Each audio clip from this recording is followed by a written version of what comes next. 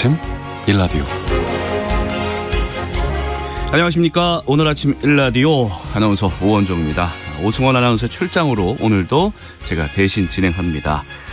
한낮에 평년보다 기온이 높은 더운 날씨가 이어지고 있습니다. 그러다 보니까 벌써 전력 사용이 크게 늘면서 본격적인 여름이 되면 전기료 폭탄 맞는 게 아닐까 하고 다들 걱정이 이만저만 아닌 것 같습니다.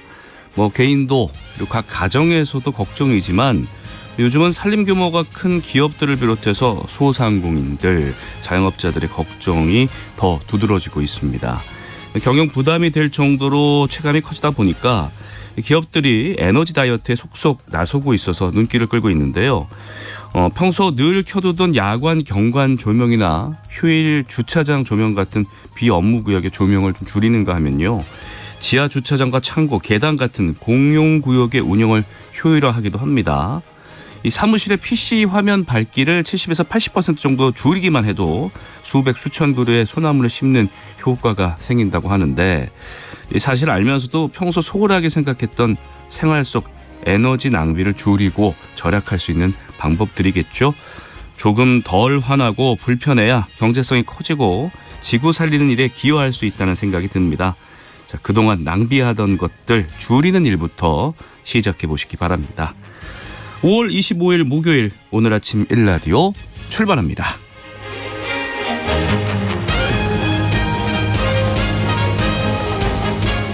오늘 아침 일라디오 이 시간을 비롯해서 KBS 일라디오의 모든 프로그램 유튜브 KBS 일라디오 공식 채널이나 모바일 콩 어플리케이션을 통해서 실시간으로 함께 하실 수 있습니다. KBS 일라디오 채널 구독과 좋아요, 댓글 또 많이 부탁드립니다. 자, 오늘 먼저 농수산 이슈 살펴보고요. 어른의 성장법 시간에서는 연예인, 셀럽들을 통해서 많이 알려진 마음의 병이죠. 공황장애에 대해 살펴보겠습니다. 이해와 관계 시간에는 남겨진 반려동물을 위한 반려동물 신탁제도에 대해서 알아봅니다. 자, 그러면 이제 여러분 문자 참여하실 수 있는 퀴즈를 보내드립니다. 최근 소아청소년과가 줄고 있다는 보도 많이 나오고 있죠. 실제로 최근 5년 사이에 소아청소년과 10%가 문 닫은 것으로 조사가 됐는데요. 반면에 오늘 퀴즈 정답인 이 진료과는 약 77%나 급증을 했습니다. 자, 이 진료는 마음의 병을 고칠 수 있는 곳입니다. 오늘 공황장애도 이 진료과 원장님께 알아볼 텐데요.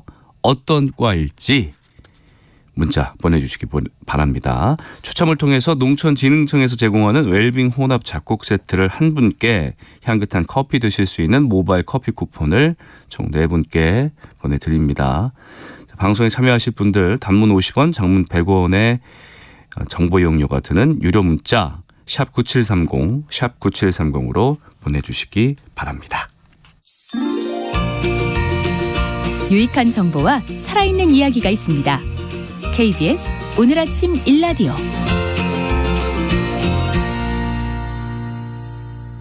통계청에선 매년 전국 농가의 경제 상황을 파악할 수 있는 수치를 발표하고 있습니다. 바로 농가경제조사인데요. 지난 18일 2022년 농가경제조사 결과가 나왔습니다. 이 자료를 보면 지난해 농가경제 상황은 매우 나쁨 수준으로 나왔거든요.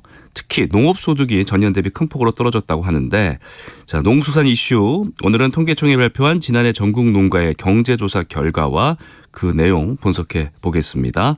한국농정신문의 원재정 기자 전화 연결돼 있습니다. 원 기자 안녕하십니까? 네, 안녕하세요. 한국농정신문 원재정입니다. 네, 자, 통계청에서 농가경제조사 결과를 발표를 했는데 농가경제 왜 조사를 하는지 그 부분부터 짚어보고 가겠습니다. 예, 농가경제조사는 말 그대로 전국에서 농사를 짓는 가구의 경제 상황이 어떤지 표본 농가를 대상으로 조사한 자료입니다. 통계청이 매년 직전 연도에 농가경제 조사 결과를 발표하고 있는데요. 지금이 2023년이니까 지난해 2022년 1월 1일부터 12월 31일까지 1년 동안의 농가소득은 얼마나 되는지 또 수익과 지출은 어느 정도인지 조사하고요. 네. 또 12월 31일 기준 자산과 부채도 함께 조사합니다. 이런 조사를 하는 이유는 우리 사회가 빠른 속도로 변화하고 있는데 농가의 경제 동향은 어떤지 또 농업 경영 실태는 어떤지 파악한 뒤에 이를 농업 정책, 농가 경영 개선을 도모하는 기초 자료로 제공하기 위해서입니다. 네. 코로나 팬데믹 이후에 경제 여건이 위축되어 있는 것은 도시뿐만 아니라 농촌도 마찬가지일 텐데 그렇다면 지난해 전국 농가의 경제조사 결과 어떻게 나왔습니까? 예, 농가경제조사 결과가 발표되면 제일 먼저 농가 소득, 그러니까 농가의 전반적인 소득이 이전보다 늘었는지 줄었는지 확인하고요. 그다음에 농업소득 증감 여부에 관심이 쏠립니다. 네. 2022년 농가 소득은 4,615만 원으로 전년 대비 161만 원이 낮아졌습니다. 한 3.4%가량 농가 소득이 줄어들었다는 건데요. 네. 그런데 이 농가 소득이라는 건 농사를 지어서 번 돈, 직불금 같은 공적 보조금, 아르바이트처럼 농사 외에 번 돈까지 모두 합한 소득이거든요. 전체적인 농가 소득이 낮아졌을 뿐만 아니라 더 심각한 것이 농사를 지어서 번 돈, 농업 소득이 크게 줄어들었다는 점입니다. 네. 지난해 전국 농가의 평균 농업 소득은 949만 원입니다. 농사를 지어서 1,000만 원을 채 못 버는 거고 한 달로 따져보면 79만 원 정도 벌었다고 이해하시면 되는데요. 최저임금도 안 되네요. 예, 직전 연도인 2021년 농업소득과 비교해보면 연평균 348만 원이나 감소한 상황입니다. 예. 퍼센트로 따지면 이게 27% 정도인데요. 농업소득이 1년 새 27%나 뚝 떨어진 건 1962년 관련 통계를 작성한 이후 처음 있는 일입니다. 어떻게 보면 농가의 주업이잖아요, 농업소득이. 이게 어떻게 네, 맞습니다. 네. 농가의 자생력이라고 할 수 있는데 1년 새 27%나 떨어졌다는 거 좀 심각해 보이네요. 자, 그러면 농업소득의 실제 상황 좀 더 좀 구체적으로 예를 통해서 좀 확인해 주시죠. 예. 지난해 농업 총수입은 3,640만 원인데요. 이 수치는 전년 대비 7%가 감소한 수준입니다. 구체적으로 곡식류, 채소, 축산물 등의 수입이 감소한 것으로 조사됐는데 특히 농작물을 판매해서 번 돈은 전년 대비 3.9% 낮아졌고요. 축산물은 이보다 더 큰 전년 대비 15.3%나 낮아졌습니다. 근데 이제 더 중요한 거 농업 총수입 중에서도 생산비가 너무 많이 올라서 농업소득을 크게 낮추는 역할을 했는데요. 농사를 짓거나 가축을 사육하는 데 필요한 비료값, 사료값은 물론이고요. 전기료, 기름값, 인건비까지 오르지 않은 게 없다시피 모두 인상되다 보니까 결국 농업소득이 역대급으로 감소한 상황이 빚어진 것입니다. 예. 정부에서 비료값이나 기름값 인상분에 대한 차액 지원하지 않았어? 라고 질문하실 수도 있는데 발표는 거창했습니다만 실제 지원 금액은 충분하지도 않았고요. 이 오름폭을 감당하기에는 역부족이었습니다. 결국 농가들도 이제 인플레이션에 직격탄을 맞았다. 그러니까 월급은 조금 올랐는데 기름값, 전기료 등 이제 생활에 필요한 필수 비용들이 많이 뛰었다. 이렇게 분석할 수가 있겠네요. 예, 맞습니다. 근데 이제 도시 직장인들의 월급은 물가 상승만큼은 아니더라도 인상이 되면 줄어드는 경우는 일반적으로 없잖아요. 근데 이제 농민들의 월급인 농작물 값은 몇십 년째 똑같거나 되레 떨어지는 경우가 있습니다. 네. 사실 물가 상승률을 감안하면 농작물 값이 똑같다는 거는 결국 마이너스 소득이라는 말과 같다고 봐야 됩니다. 자, 그리고 통계청 농가경제 자료에는 농가소득, 농업소득을 비롯해서 더 많은 항목의 조사 결과가 발표된 거죠? 예, 맞습니다. 우선 농가소득 중에서 농사를 지어서 버는 농업수익 말고 농업 외의 소득이 있는데요. 그러니까 겸업, 농사하면서 음식점도 하거나 숙박점도 하거나 이런 경우 이 겸업을 한 소득, 부업을 한 소득이 이전보다 14% 늘었습니다. 그리고 이전 소득이라고 해서 국민연금, 농업보조금 같은 이런 소득들이 전년보다 2.8% 증가한 상황이고요. 예. 2022년도 말 기준으로 농가 평균 자산이 6억 1,647만 원으로 전년 대비 5.3%가 증가했다는 조사 결과가 있습니다. 그리고 농가 부채는 평균 3,502만 원인데요. 이 금액은 전년 대비 4.3% 감소한 수준입니다. 이 부채의 성격에 따라서 건전한 부채인지 건전하지 않은 부채인지 분류할 수 있는데 농업용 부채는 농작물에 투자한 비용이라고 볼 수 있는 거고 가계용 부채는 순수한 소비에 따른 부채입니다. 네. 농업용 부채 비율이 전체 부채 부채 중에서 36%를 차지하고 가계용 부채는 33%를 차지하고 있거든요. 그러니까 생활을 위해서 농가에서 빚을 지는 비율이 상당하다는 것 알 수 있습니다. 예. 그리고 농가 경영주의 지역별 농가 소득 자료가 있는데요. 경기도와 강원도 이 북부 쪽하고 제주도 같은 경우는 농가 소득이 전국 평균보다 높은 지역으로 조사됐습니다. 그리고 그 외의 지역은 전국 평균보다 낮은 지역으로 조사됐는데요. 예. 하지만 뭐 경기도라든가 제주 지역은 농가 소득만 높은 게 아니라 가계 지출, 부채 역시 전국 평균보다 높게 나타났습니다. 특히 제주 지역은 농가 부채가 9,165만 4천 원으로 전국에서 부채가 가장 많은 지역으로 조사됐습니다. 요즘 뭐 이상기후에다가 수입 농산물까지 더해서 국내 농가들 농사짓기가 점점 어려운 상황 아니겠습니까? 예, 맞습니다. 이번 농가경제조사 결과에 대해서 농민분들 반응은 어떻습니까? 예, 뭐 통계청 농가경제조사 결과에 대해서 농민분들은 지난해 농가 소득이 전년보다 줄어들 것이라는 건 누구나 예상할 수 있는 일이었다 이렇게 한 목소리로 얘기하고 있습니다. 네. 그만큼 지난 1년 농가 살림살이가 누구 할 것 없이 어려웠다는 점 짐작할 수 있는 반응인데요. 하지만 지난해 농업소득이 연평균 900만 원대로 떨어질 것에 대해서는 뭐 이 정도일 줄 몰랐다, 충격이다 이런 반응도 나오고 있습니다. 농업소득이 연평균 900만 원대로 떨어진 거는 지난 2012년 농업소득이 912만 7천 원으로 조사된 이후 10년 만입니다. 네. 사실 농민들의 주업은 농업이잖아요. 그럼에도 농업소득은 900만 원대, 농업 외소득은 1,900만 원대라는 점도 좀 기억해야 하는데요. 주업으로는 도저히 생활할 수 없으니까 틈틈이 뭐 일용직 노동자로 일감을 찾는 경우도 많고 여성 농민분들 같은 경우는 요양보호사, 구픽 노동자 이런 일자리를 찾고 있습니다. 네. 근데 이제 출근 전에 새벽에 농산일 하고 퇴근 후에는 어두우니까 헤드라이트를 켜고 농작업을 이어가는 일이 비일비재한 상황입니다. 예. 지난해 농업 총수입 중에서 쌀값이 전년 대비 13.5%나 떨어졌고요. 감자 등의 서류가 16% 떨어지고 한우 등의 축산 수입도 17%나 줄어든 것이 이번 농업 수익에 큰 영향을 주고 있습니다. 이들 품목의 가격이 보전된다면 농가 경제가 훨씬 나아질 수 있습니다. 부지런하지 않은 농민은 없는데 왜 농업소득은 역대 최저를 기록했는지 정부는 면밀히 분석하고 농업 정책의 새 판을 짜주셨으면 좋겠습니다.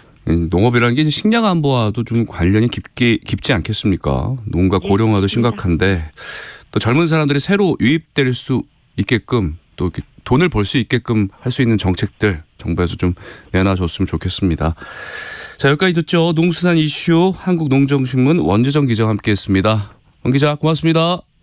네, 고맙습니다.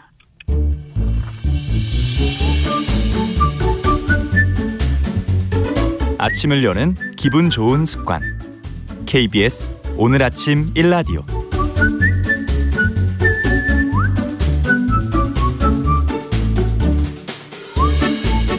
서툰 어른들의 마음이 자라는 어른의 성장법 시간입니다. 오늘은 의외로 많은 사람들이 앓고 있다고 고백하고 있는 공황장애에 대해서 살펴보겠습니다. 정신과 전문의 신재영 원장과 함께합니다. 원장님 안녕하십니까? 네, 안녕하십니까?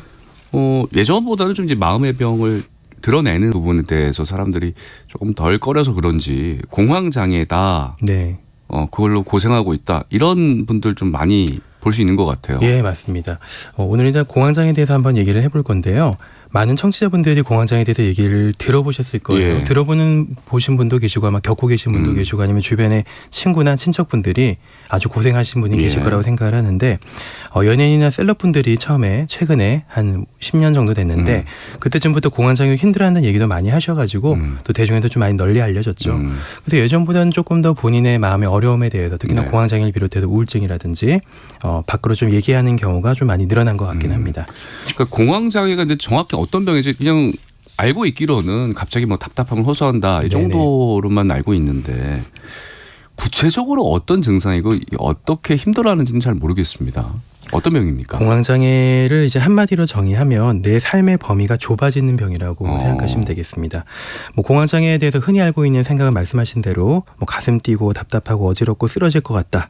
이런 다양한 신체 증상을 겪는 것을 이제 생각을 많이 하는데 이제 거기서 그치는 것이 아니고 그 증상이 너무 불편하고 힘들어서 그런 증상이 나타날 것 같은 상황이나 장소를 피하게 되거든요. 어떤 상황이 딱 놓여졌을 때 그 네. 증상이 나오는 거예요? 그렇죠, 그렇죠. 어떤 상황이나 장소 같은 것을 이제 마주했을 때 그런 것이 느껴질 거라고 예상이 되니까 예. 그런 장소와 상황을 자꾸 피하려고 하다 보니까 점차적으로 우리가 알다시피 뭐 지하철이나 버스나 비행기 같은 여러 가지 뭐 대중교통을 타기 힘들어하고 외출 나가는 게 힘들어지고 이렇게 생활 반경이 좁아지는 거죠. 그래서 증상 자체도 힘들지만 증상에 대한 공포 때문에 삶의 반경이 좁아지는 게 가장 큰 문제고요. 예. 진료실에 왔던 분들 중에서 제가 기억나는 분이 한 분 계시는데 이분이 이제 자기 동네 한 블럭 있잖아요. 예. 블럭을 벗어나는 걸 힘들어하세요.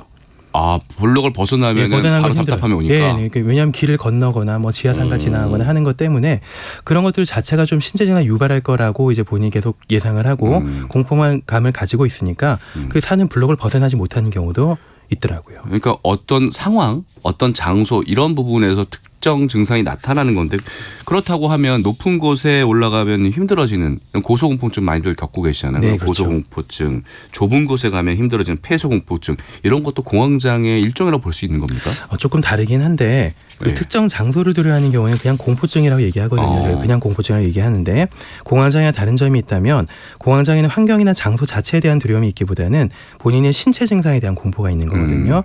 예를 들면 가슴이 막 두근거리기 시작하면 내가 심장병 생긴 거 아닌가. 네. 이러다가 심장마비 죽는 게 아닌가. 막 어지러워지기 시작하면 내가 어지러워서 기절해서 쓰러지고 그 누구도 나를 도와주지 않아서 내가 어떻게 좀 잘못되지는 않을까라는 식으로 이 증상 자체에 대한 공포감에서 시작해서 점점 진행을 하는 거죠. 그리고 공황장애는 상황이나 환경에 대한 공포감이 점점 진행이 되고 또 악화되는 경향도 있습니다. 이제 참 어렵습니다. 이제 공황장애가 어떤 경우에게 생기는 건지 사실 이제 앞서서 저희가 말씀을 드렸지만 연예인, 뭐 셀럽들 이런 분들이 공황장애를 좀 유독 많이 겪는다 이렇게 맞습니다. 알려져 있잖아요. 네네네. 그분들이 더 많이 겪는 이유도 있을 것 같고 어떻게 네. 분석하고 있습니까? 네네네. 이게 스트레스가 가장 주된 이유거든요. 예. 되게 이제 공황장애의 첫 증상을 겪을 때는 신체적으로 아주 피로하고 힘든 시기에 보통 제일 처음 겪게 되는데 그러니까 업무라든지 뭐 관계라든지 이런 게 너무 힘들어서 처음 겪는다고 말씀을 많이 하시고요. 그래서 정신적으로 신체적으로 힘든 시기에 갑자기 가슴이 답답하고 안 쉬어지는 것 같고 숨이 어지럽고 쓰러질 것 같은 느낌을 겪는데 이것을 공황 발작이라고 합니다. 네. 우리 몸에 자율신경계라는 시스템이 있는데 이 자율신경계라는 시스템은 체온이나 체중이나 호흡 같은 것을 조절하는 시스템이거든요. 그래서 보통 스트레스 받게 되면 자율신경계가 흥분했다가 시간 지나면 가라앉았다가를 자꾸 이제 반복을 하는데 예. 그래서 스트레스를 너무 많이 받다 보면 자율신경계가 흥분만 되어 있고 가라앉질 않는 거죠. 비유하자면은 이제 그릇이 있다면은 그릇에 물이 가득 차서 예. 흘러넘치기 직전의 상태로 항상 있는 거고 그래서 작은 자극에 와서 툭 건드리기만 해도 물이 흘러넘치기 시작하는 그런 상태가 되는 거죠. 그때 이제 우리 몸에도 신체 반응이 시작되는 거고요. 셀럽이나 이제 연예인분들도 한번 이제 뭐 방송가에 계시니까 아시겠지만 네네. 스트레스 엄청 많이 받으시잖아요. 그렇죠. 예. 예, 또 주변에 낮밤이었고. 주목도 많이 받고. 맞아요. 낮밤이었고 주목받는 생활을 하셔야 되고 또 잘 되면 잔다는 대로 막 잠도 못 자고 계속 생활을 하셔야 되니까 또 특히나 또 연예인분들이나 이런 분들은 좀 약간 기질적으로 민감하신 분들도 많이 계시다 보니까요. 네. 이런 신체적인 증상이나 변화나 자극에 대해서도 예민하게 받아들이는 분들이 많이 계시거든요. 그래서 일반적으로는 봤을 때 뭐 통계적으로 연구된 건 없습니다만 어쨌든 뭐 방송가에서 이런 분들이 좀 상당히 증상을 많이 호소하게 되셨고 예. 그것 때문에 좀 사람들이 이런 공황장애에 대한 대중적인 인식이 좀 높아진 어떤 이유가 있는 것 같습니다. 자, 그렇다면 이제 어쨌든 자율신경계가 이제 흥분을 가라앉히지 못하는 증상으로 인해서 네네. 생기는 거니까. 네, 맞습니다. 근데 보통 주변에서도 그런 얘기를 하잖아요. 이건 굉장히 많은 경우입니다. 막 스트레스 좀 받으면 막 좀 답답하다, 좀 어지럽다 네네. 이런 얘기를 하는데 그런 증상을 호소하는 분들은 공황장애 초기라고 볼 수 있는 거예요? 스트레스의 신체화 반응이 나타난다고 해서 다 공황장애 진행되는 것은 아니고요. 예. 공황장애라는 병의 스펙트럼이 있다면 이제 신체적인 반응이 나타나는 건 굉장히 초기거든요. 그래서 그것만 있으면 제가 공황장애로 얘기하진 않습니다. 연구에 따르면 그런 신체 변화를 겪는 사람이 인구의 한 40~50% 정도는 된다고 하거든요. 그러니까 살면서 한두 번씩은 만나게 되고 그렇죠. 저도 예전에 의과대학 때 네. 시험 전날에 스트레스 엄청 많이 받을 때 한 번 겪었던 적이 있고요. 네. 아마 청취자분들께서도 다들 아마 한두 번씩은 살아오면서 그럼요. 예. 아마 아나운서님께서도 겪으신 적이 있는지 네. 모르겠지만 아마 그런 경험 한다고 알려져 있습니다. 근데 이제 평소에 괜찮다가 갑자기 그렇게 심한 증상을 겪게 되면 네네. 당황부터 하지 않겠습니까? 전혀 생각지도 못했던 진짜 앞서서 말씀하신 것처럼 심장이 네네네. 두근두근 거리며 이게 공황장애를 생각하기보다 나의 심장이 문제가 있나, 뭐 심장병인 거 아닌가 이렇게 걱정할 수도 있는 거잖아요. 그렇죠. 네, 맞습니다. 당연히 그럴 수가 있는데 그래서 이제 먼저 아까 말씀드렸던 신체 증상이 나타나면은 나 이거 많이 들어본 증상인데 공황장애 아닌가부터 먼저 생각하는 것보다는 일단은 내과라든지 아니면 응급실이라든지 가셔가지고 일단 혈액 검사나 심전도 검사 등의 좀 기본적인 검사를 하시는 게 좋긴 합니다. 왜냐하면 우리가 병을 진단하는 데 있어서 순서라는 것이 있는데 네. 가장 먼저 순서를 먼저 이제 그 선순위로 생각해야 될 것은 생명에 지장을 주는 그런 병들이어야 되니까 만약에 심장병이나 폐병 같은 것을 먼저 배제를 해야 되거든요. 네. 그래서 이제 그런 검사를 통해서 먼저 배제를 한 다음에 공황장애가 진단이 되는 거죠. 하지만 대개 증상 겪으시는 많은 분들이 한 20대, 30대 정도의 나이를 가지고 계시는데 예. 이런 분들은 되게 이제 심각한 질환 가지고 있을 가능성이 좀 떨어지긴 하거든요. 그래서 너무 자세한 진단하는 것보다는 좀 간단한 검사를 한 다음에 신체적 질병의 여부를 판별하고 그다음에 공황장애 가능성을 생각하는 게 순서가 될 것 같습니다. 자, 5189 번호 쓰시는 분이 질문을 주셨네요. 누나와 싸우다 이불을 뒤집어 씌우면 누나가 뒤집어 씌웠겠죠. 네. 무서워서 항복했는데 이것도 일종의 공황장애인가요? 이거 뭐 다 어릴 때 겪던 경험 그렇죠. 아닙니까? 네. 일시적인 호흡 곤란 정도는요. 네. 뭐 그런 거는 그게 걱정할 필요는 없고 네. 반복되면서 공포감이 동반될 때 저희가 공황장애라고 볼 수가 있을 것 같습니다. 그렇다면 이제 갑자기 가슴이 뛰고 뭐 어지럽고 답답하고 이런 일이 한두 번 뭐 스트레스를 인해서 나오는 게 아니라 자주 나타나게 되면 그 증상 자체로 어쨌든 몸에서 반응을 하는 거잖아요. 반복이 되면 몸에 안 좋을 수밖에 없지 않겠습니까? 무리를 주게 되고 결국 이게 공황장애뿐만 아니라 뭐 심장이 많이 두근거리면 뭐 심장병으로 발전할 수 있다거나 이런 경우도 있을 수 있습니까? 하지만 결론적으로 말씀드리면 그렇지는 않고요. 예. 우리가 우리가 스트레스에 반응할 때 우리 몸에 갑자기 변하는 병이 이제 공황장애잖아요. 근데 이런 병의 반응 자체가 우리 몸을 보호하기 위한 반응에서 시작이 되거든요. 그러니까 뭐 좀 비유를 하자면 아프리카 초원에 얼룩말이 서 있는데 멀리서 사자가 보이면 몸이 막 난리가 나지 않겠습니까? 예. 도망가기 위한 준비를 해야 되거든요. 이제 그런 것들이 우리 인간한테도 나타납니다. 단지 이제 인간과 동물의 차이는 인간은 눈앞에 사자가 없어도 머릿속에 이제 사자를 떠올리거나 걱정을 하는 것만으로도 증상이 나타나는 연상만으로도. 거죠. 연상만으로도. 이게 바로 인간이 진화를 했기 때문에 그러는 건데요. 어쨌든 이제 그런 스트레스 자체가 나타났을 때 우리 몸에서 나타나는 반응들이 우리를 보호하기 위한 반응이기 때문에 좀 과장해서 얘기하면 100번, 1000번, 10,000번 우리 몸에서 그런 증상이 지나간다 할지라도 안전합니다. 99%도 아니고 100% 안전한 반응이거든요. 100번, 1000번, 10,000번 지나가더라도 괜찮은 반응이기 때문에 절대로 걱정하시지 않으셔도 되고요. 그러니까 쉽게 말해서 배가 고프면 배가 꼬르륵거리는 거라고 그렇죠. 생각하면 그런 거는 자연스러운 몸의 반응이라고 생각하시면 됩니다. 진짜로 공황장애가 위험하다면 아마 사망 순위에 뭐 아주 높은 곳에 끼어 있지 않을까요? 근데 그렇지는 않거든요. 예. 근데 뭐 어떻게 안심감, 안도감을 주셨어요. 네. 절대 위험한 건 아니고 위험한 건 안전한 아닙니다. 반응이고 시간이 맞습니다. 지나면 지나간다 하니까. 근데 이제 당장 이런 증상을 겪는 분들은 힘드니까 좀 받아들이기도 어려울 것 같기도 하고요. 네, 뭐 네. 이런 안심을 주셨지만 이런 사실을 모르면 일반 분들은 모르잖아요. 뭐 진료 처음 받는 게 아니기 때문에. 네, 맞습니다. 이렇게 막연하게 좀 두려움이 생겨서 점점 이게 심해지다가 증상이 더 악화될 수도 있습니까? 그러니까 이제 공황장애 치료할 때 제일 중요한 게 공황장애가 어떤 증상과 어떤 병인지 이걸 좀 잘 아는 게 굉장히 중요하거든요. 안전하다는 것 굉장히 중요하고요. 예. 그래서 증상 나타날 때 또 시작이네. 불편한데 지나갈 거다라고 생각하면은 지나가는데요. 근데 갑자기 증상 나타났을 때 어떻게 하지? 나 기절하는 거 아닌가? 너 이러다 심장마비 오는 거 아닌가? 죽는 거 아닌가라는 식으로 생각하면은 작은 불씨에 기름 붓는 거랑 똑같은 거죠. 그러니까 불안감이 더 불안감을 키우는 그렇죠. 거네요. 불안이 키우니까 또 불안이 심해지면 또 신체 증상이 심해지고 그럼 또 공포감이 심해지고 하는 악순환이 생기거든요. 그래서 증상이 시작되면은 제일 중요한 거는 또 시작이네. 오늘 좀 내가 피곤한가 보네. 오늘 무리 말고 좀 휴식을 취해야 되겠다라는 생각을 하게 되면 조금 불편해 올라왔다가 또 가라앉게 되죠. 근데 이제 너무 불안해하면 또 증상이 확 나빠지게 되고요. 그래서 병과 증상의 메커니즘에 대해서 잘 아는 거는 굉장히 중요합니다. 예. 그러니까 이제 자연스러운 나에게 어떤 신체 반응이다라는 걸 좀 인지를 하고 맞습니다. 마음을 네. 편안하게 갖는 게 중요하다는 말씀이신데 맞습니다.